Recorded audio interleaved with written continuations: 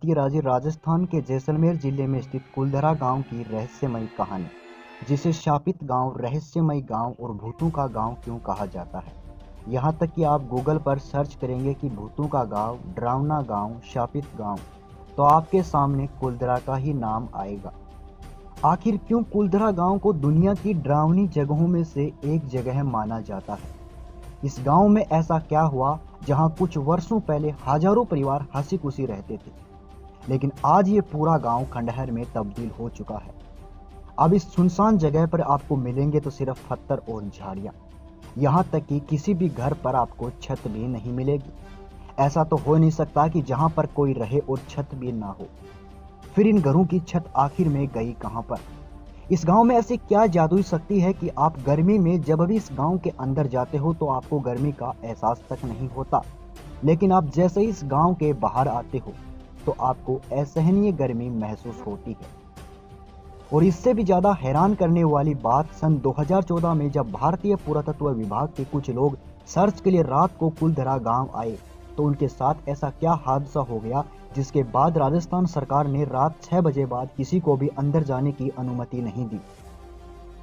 आइए दोस्तों जानते हैं पूरी कहानी। दरअसल इस गांव को सन 1291 ईस्वी में पालीवाल ब्राह्मणों ने बसाया था।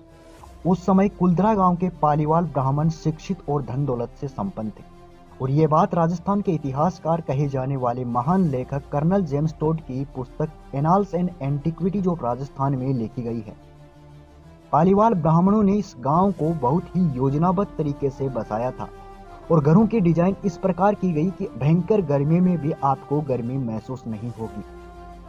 पूरा गांव हंसी खुशी अपने जीवन बिता रहा था कि एक दिन जैसलमेर के राज्य मंत्री सालिम सिंह की बुरी नजर पालीवाल ब्राह्मणों के मुखिया की 15 साल की लड़की पर गिरी।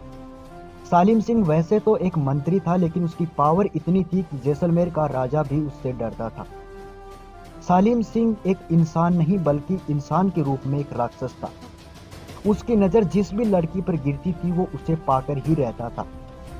सालिम सिंह ने मुखिया की लड़की को पाने के लिए तमाम कोशिशें की, लेकिन जब नाकाम रहा तो पालीवाल ब्राह्मणों पर भयंकर कर लगा दिया, जिसकी वजह से पालीवाल ब्राह्मण तंग आ चुके थे। आखिर में सालिम सिंह ने एक धमकी भरा संदेश भिजवाया कि अगर लड़की नहीं मिली तो आपकी लड़की को जबरदस्ती उठा लिया जाएगा। इससे परेशान होकर पालीवाल ब्राह्मणों ने कुलधरा गांव समेत 84 गांवों को खाली करके चले गए, और उसी रात जाते जाते उन्होंने शराब दिया कि जो भी कुलधरा गांव में रहेगा वो पूरी तरह बर्बाद हो जाएगा।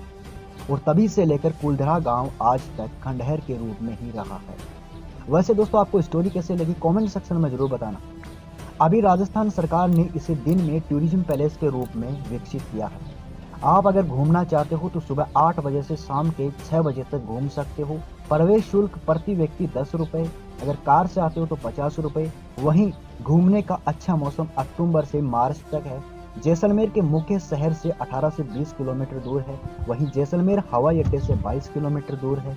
वहीं जैसलमेर रेलवे स्टेशन से 2 किलोमीटर दूर है। मिलते हैं दोस्तों अगली वीडियो में। जय हिंद, जय भारत।